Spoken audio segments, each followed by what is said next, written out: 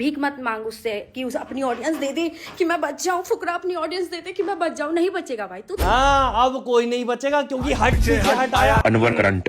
तो दोस्तों, निशु और ठगेश के लफड़े में पहले मुझे लगा कि ये लोग लफड़ा सेंटर का एपिसोड बना रहे हैं, दोनों मिलके प्रैंक कर देंगे। प्रैंक है जी, प्रैंक वीडियो आ रही है जल्दी। पर फिर बाद में पता चला ये तो सच में लड़ाई झगड़ा हो रहा है। पर इसमें गलती निशु की है, क्योंकि जब वो चोर पकड़ने निकली तो उसने पुलिस की ड्रेस क्यों नहीं पहनी? कहाँ है आपकी पुलिस की ड्रेस? अरे शिट, कितना पगला हूं मैं। निशु जी ने अभी तक किसी को स्टोरी में पुलिस की ड्रेस पहने ही नहीं देखी, तो वो कैसे पहनेंगी? कॉपी करती ना ये है? और पिछले 2-3 दिन में मैं निशु जी को अच्छे से पहचान गया हूँ, इसीलिए ब्लैक टी शर्ट पहन के नहीं आया, वरना वो बोलेंगी देखो मैंने अपनी स्टोरी में पहनी थी, इसने अपनी वीडियो में पहन ली। मेरी आईपी चुराना चाहता है, चोर कहीं का, चर्जी, बीवी बच्चे पालना चाहता है, और क्या पता क्या क्या। वैसे बोल तो निशु जी इस पे भी सकती है कि कल मैं इस कलर का कुछ पहनने वाली थी, तूने मेरी आईपी चुराई है, फ्यूचर प्रोजेक्ट उचका लिया मेरा। कॉपी तो आपने मेरी मीम वाली भी करी थी सेम टू सेम, तब भी मैंने आपको छोके बोल के छोड़ा था। मुद्दा है हाईजैक करना किसी को आईपी को और फिर उसको अपना बनाना कि अरे ये तो मैं ही बना रहा हूँ, ये उसको ऑन करना। आपकी छोटी बुद्धि में बात घुस रही है कि किसी के कंटेंट को ऑन करना। ठगेश की बुद्धि को बोना बोल दिया, छोटी सी बुद्धि, क्योंकि उसको बोल नहीं सकते ना लंबा पहाड़ जैसा आदमी। पर मुझे एक चीज समझ नहीं आती, निशु जी की हर कंट्रोवर्सी में फुकरा इंसान बीच में कैसे आ जाता है? फुकरा की ऑडियंस ले रहा है। नहीं, मैंने फुकरा को नहीं बोला था पिछली बार, क्योंकि निशु जी डायरेक्ट नाम लेती नहीं ना उनका जिनके ज्यादा व्यूज आते हैं, वरना निशु जी बाद में व्यूज कैसे गिनवाएंगी कि कम व्यूज आते हैं, गरीब है तू।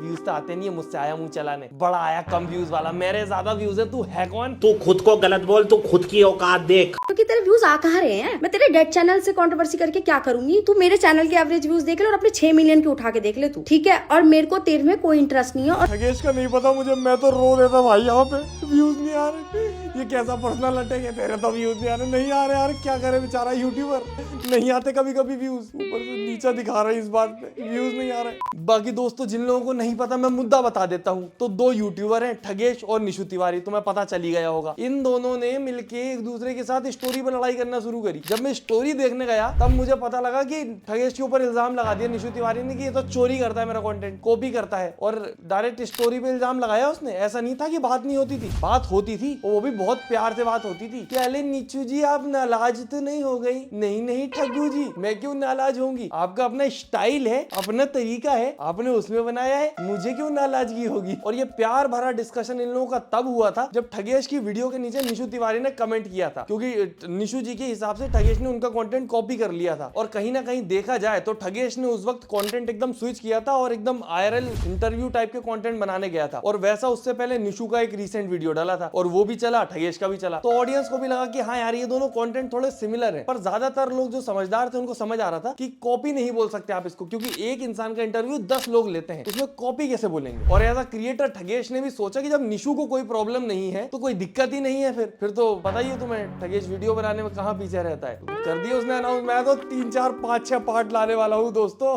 क्योंकि वीडियो चली भी थी और एज निशु सेड उसका अपना स्टाइल है, अपना तरीका है, पर किसी को क्या पता था कि उसके अपने स्टाइल और तरीका भी निशु जी को बहुत बुरा लग जाएगा। और जैसे ही ठगेश ने उस टाइप के कंटेंट पे पार्ट 2 डाला, अरे निशु जी चोर, चर्सी, उचक्का, बदमाश, तेरे बीवी बच्चे हैं, ये तो कौन सी ही बेइज्जती थी यार, ये बीवी बच्ची है। अब यहाँ मेन दिक्कत ये थी, अकॉर्डिंग टू निशु जी, ठगेश ने उन लोगों के साथ वीडियो बना ली जिनके साथ वो फ्यूचर में बनाने वाली थी या जिनके साथ वो ऑलरेडी शूट कर चुकी थी। अब फ्यूचर की तो बात ये रही कि इंसान अपनी जिंदगी में कुछ करे ही ना, कि क्या पता कल निशु जी ये करने वाली हो, तो कहीं ना कहीं वो आके बोल दे कि मैं करने वाली थी, इसने पहले ही कर लिया। ये तेजी की रेस में जीत जाता है मुझसे, ये अगर टैलेंट की रेस में आएगा हार जाएगा, तेजी में जीत गया ये, क्योंकि टैलेंट जो है मेरे अंदर इल्जाम लगा के कंट्रोवर्सी में आने का वो बहुत तगड़ा है। और बात रही उन लोगों की जिनके साथ वो ऑलरेडी शूट कर चुकी थी, तो वहां पे तो ऑडियंस भी उनके सपोर्ट में आ गई, यार बेचारी शूट करके आई, ठगेश उनके बाद जाके जल्दी से एडिट करके डाल दिया ताकि उसका कंटेंट हो जाए। पर निशु जी को ये बात स्टोरी पे करने की जगह मैसेज में वही कुछ पुचू करके कर लेनी थी, ठग्गू जी आपने ऐसा क्यों किया, तो बात इजीली सुलझ जाती। क्योंकि फिर तो ठगेश ने प्रूफ तो दिखाए अपने कि उसको नहीं पता था कि उन लोगों के साथ वो शूट कर चुकी है, और साथ में एक्सपोज भी कर दिया, रोस्ट भी कर दिया निशु जी को। और ये पूरी की पूरी चीज में मुझे जो चीज समझ आई कि सबसे ज्यादा यहाँ पे समझदार पता है कौन है? ओम प्रकाश मिश्रा और ढिंचक पूजा। उन दोनों ने दोनों के साथ शूट कर लिया, दोनों को बताया नहीं और बीच में पैसे छाप लिए।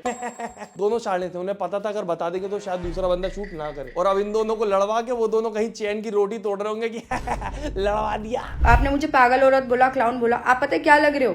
पता है आपको क्या लग रहे हो आप? छोड़ो, मुझे बीप करना पड़ेगा, मैं नहीं बोल सकती। सी फॉर कैट होता है। पर कुछ भी कहो, इतना इज्जतदार लफड़ा पहली बार देखा मैंने। दोनों आप करके लड़ रहे, निशु जी आप ऐसी, ठग्गू जी आप ऐसे। ऐसा लगता है दो समधी आपस में बात कर रहे हैं। आपके बेटे ने हमारी बेटी से ऐसा बोला, बेटी आपकी भी ठीक नहीं है समधन जी। बस बीच में निशु को गुस्सा आ जाता है कभी कभी। चोर, चरसी, बीवी बच्चे वाला, ये कैसी इंसल्ट है यार, बीवी बच्चे वाला। इसकी न्यूली मैरिड लाइफ पे चढ़ा देती हूँ। एक काम करती हूँ, तेरी शादी हुई ना अभी, मेरे तो बीवी बच्चे है भी नहीं। क्या हो रहा भाई, गुंडे गैंगस्टर लोग हैं, तो लड़ाई हो गई तो देख लेना, वहीं बजा दूंगी, क्योंकि मेरे बीवी बच्चे नहीं है ना। और एक अजीब सा लफड़ा करके जो कि डीएम में सुलट सकता था, निशु ने एकदम अपनी ऑडियंस ही खराब कर ली। इतने सारे लोग जो उसको सपोर्ट करते थे पहले, अब वो सब उसके अगेंस्ट है। क्योंकि अब कहीं ना कहीं ऑडियंस को भी समझ आ रहा है कि निशु का ये पैटर्न बन गया है कि थोड़े थोड़े टाइम में वो एक ऐसी कंट्रोवर्सी करती है जिसमें सब लोग उसकी बात करने लगे, उसकी न्यूज बनने लगे। और उन सब के बीच में हमेशा फुकरा तो आ ही जाता है। पर पिछली वाली में लोग बोल रहे थे कि वो फुकरा से ही बोल रही है, बाकी उसने तो डिनाई किया था। पर आप खुद देखो, सब पर्सनैलिटी भी कॉपी करते हैं। मतलब जैसे हम बात करेंगे, जैसे हम सवाल पूछेंगे, जैसे हम एडिट करेंगे, जैसे हम म्यूजिक करेंगे, जैसे हम स्टार्ट करेंगे, जिस तरीके का हमारा बात करने का तरीका है यार। कंटेंट क्रिएशन मोर ओवर होता है पर्सनैलिटी के ऊपर। सबकी अपनी अपनी पर्सनैलिटी होती है, वो सब अपनी पर्सनैलिटी के हिसाब से क्रिएशन करते हैं। कंटेंट क्रिएशन ही यही था। अगर तू पर्सनैलिटी भी दूसरे का कॉपी करने लग जाओ तो तू काहे के कंटेंट क्रिएटर होगा भाई। जैसे हमने वो अपनी एडिटिंग स्टाइल को चेंज किया, ब्रीफ देना चालू किया अपनी वीडियो में, और एक अलग तरीके की एडिटिंग हमने करनी चालू करी, तो सबने उसको अपना चालू कर दिया। और ये मैं सोचा कि क्रिएटर को पता नहीं चलेगा, क्रिएटर को सब पता चलता है। क्रिएटर की खास बात ये है कि उसे सब पता चल जाता है। अब इस पे निशु जी का कहना है कि भैया ये तो जनरल स्टेटमेंट थी, मैंने किसी से बोला थोड़ी। पर ये कहीं से जनरल स्टेटमेंट नहीं लग रही। और एक तो निशु जी के अंदर वो जो पुलिस बनने का सपना था ना बचपन का, वो इतना गहरा है कि ये दिन भर यूट्यूब पे बैठी रहती है हाथ में डंडा लेके कि कोई तो कॉपी मिल जाए, कोई तो चोर मिल जाए, फिर मैं स्टोरी पे जाके बजाऊं उसको। और इतना फ्री टाइम कहाँ से आ रहा है निशु जी? क्या आप सबको देख ले रही हो कि इसने कॉपी किया, उसने किया, सबको बजाती हूँ, और इसको देख लेती हूँ क्योंकि इसका मैं कॉपी करूंगी।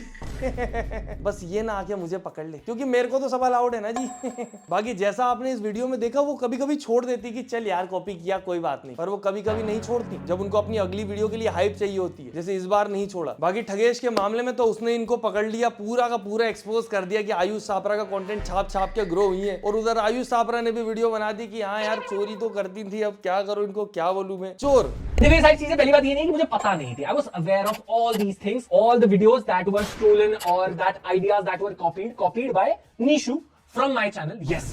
देखा निशु जी, क्रिएटर को पता चल जाता है, जैसा आपने बोला था उसको भी पता चल रहा था, बस उसने चूज नहीं किया ये धुम्मा धामी करना। उसने सोचा कि अपने दम पे उठ जाएंगे। पर निशु जी की नजरों में तो सारे कंटेंट चोर है। एक दिन आएगा सब कॉपी कर रहे होंगे निशु जी की। निशु जी अकेली ओजी होंगी यूट्यूब प्लेटफॉर्म की, सबसे ऊपर बैठी होंगी और रानू मंडल का इंटरव्यू ले रही होंगी। सबसे अजीब चीज ये है कि आयुष सापरा ने कभी भी इनको कॉल आउट नहीं किया कॉपी के लिए, और ये बढ़िया करती रही, अब ग्रो हो गई है तो दूसरों से बोलती है तूने कॉपी किया, तूने कॉपी किया। अच्छा मैंने भी किया था? नहीं, मेरा चलता है, मैं तो ऐसी हूं, मैं निशु हूं, नाम मेरा सुन, निशु। और ये इनडायरेक्टली फुकरा को बोलने से कुछ टाइम पहले या बाद में इनकी एक वो थार वाले से कंट्रोवर्सी हुई थी, वहां पे तो इनके साथ बुरा हुआ था। मैंने इनके सपोर्ट में भी वीडियो बनाई थी और बाकी लोग भी सपोर्ट में आए थे। और ऐसी कंट्रोवर्सी से धीरे धीरे ऑडियंस ये लोग इकट्ठा कर लेते हैं, क्योंकि हर 2-3 महीने में अगर इंसान न्यूज में आता रहता है तो ऑडियंस सोचती है कि न्यूज में आए, इससे पहले ही हमें इसकी खबर पता लग जाए। तो फोमो के चक्कर में लोग उनको सब्सक्राइब कर लेते हैं। और जब ये सब करके व्यूज आने लगे तो सामने वाले को नीचा क्या बोल के दिखा रहे हैं, ये तेज काम करता है, ये बहुत स्पीड में कर रहा है, क्या पता क्यों। मैं बता रहा हूँ, इतने सारे चैनल मैनेज करना बहुत ज्यादा डिफिकल्ट होता है। मेरे पास भी 3-4 चैनल है, मैं बहुत ज्यादा परेशान हो जाता हूँ कि अभी मैं थोड़ा सा बाहर क्या चला गया था, यहाँ नींद में खड़ा होकर वीडियो बना रहा हूँ, सोया नहीं हूँ 2 दिन से। बाकी आप लोगों के बहुत ज्यादा मैसेज आ रहे थे तो सोचा वीडियो बना देता हूँ ठगेश वर्सेस निशु पे, पर ज्यादा बड़ी नहीं बनेगी तो थोड़ा एडजस्ट कर लेना दोस्तों, ठीक है, माफ कर देना मालिक इस बार। और एक और वीडियो पे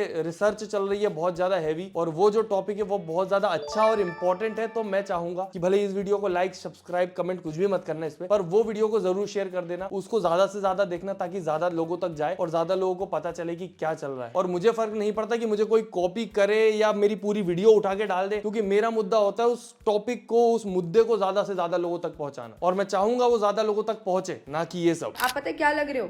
पता है आपको क्या लग रहे हो आप? छोड़ो, मुझे बीप करना पड़ेगा, मैं नहीं बोल सकती।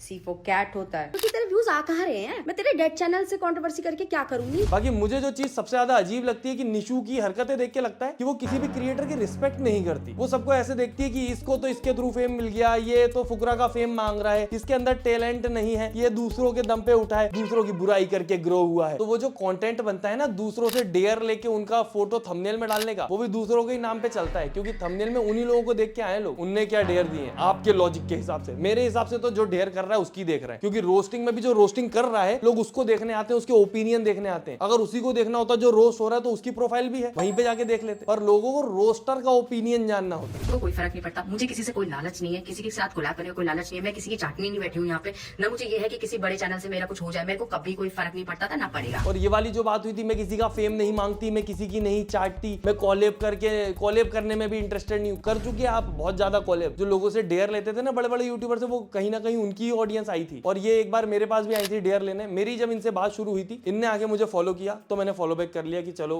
क्रिएटर टू क्रिएटर है। इनने मुझसे बोला कि इनका बॉयफ्रेंड कुछ डील लाया है मेरे लिए, तो मैंने बोला चलो बढ़िया है। मैंने नंबर दिया, बात हुई हमारी व्हाट्सएप पे, पर इनका बॉयफ्रेंड भी फिर बस कॉस्ट लेके और गायब हो गया। फिर निशु तिवारी मुझसे आईडी थी, फिर उनका एक दिन मेरे पास मैसेज आया कि मुझे कोई डेयर दो मेरी वीडियो के लिए। तो मैंने बोला कि आप एक काम करो, रोड पे जाओ और जोर से गाना गाओ बीच चौराहे पे कि बचपन का प्यार मेरा भूल नहीं जाना तुम। उस वक्त ट्रेंड भी चल रहा था। तो इन्होंने बोला नहीं और खतरनाक दो। मैंने बोला यार और क्या खतरनाक डेयर दो। अब तुम यहाँ पे सोचो, जब ये किसी से डेयर मांगते हैं तो वो जो आइडिया होता है वो डेयर देने वाले का होता है। तो वो ये जो बोल रहे हैं कि मैं तो अपने आइडिया से ग्रो हूँ, वो डेयर तो सारी दूसरों ने दी, तुमने तो बस करी है जाके। वो भी चलो टैलेंट का काम है यार, मैं तो किसी को भी टैलेंटलेस नहीं बोलता, मेहनत करी ऑब्वियसली। तो मैंने बहुत सोच के, और उस वक्त बहुत गोमूत्र चल रहा था इंटरनेट पे, तो बोला तुम गोमूत्र में फेंटा मिला के पी लो अगर इतना ही ज्यादा खतरनाक डेयर करना है तुम्हें। बस उसके बाद उन्होंने बोला अरे बाप रे, और कुछ दिन बाद या कुछ टाइम बाद मैं चेक करता हूँ कि ये तो अनफॉलो करके गायब हो गई। अब मुझे कोई फर्क नहीं पड़ा। देखो इंस्टाग्राम के फॉलो अनफॉलो इन सबसे मैं अपने इमोशंस कनेक्ट नहीं करता कि इसने मुझे अनफॉलो कर दिया, मेरा क्या, मुझे फर्क नहीं पड़ता। पर अब ये सब मुद्दा हुआ तो मैंने बोला बताता हूँ कि ये किस प्रकार से वो काम करती है, कि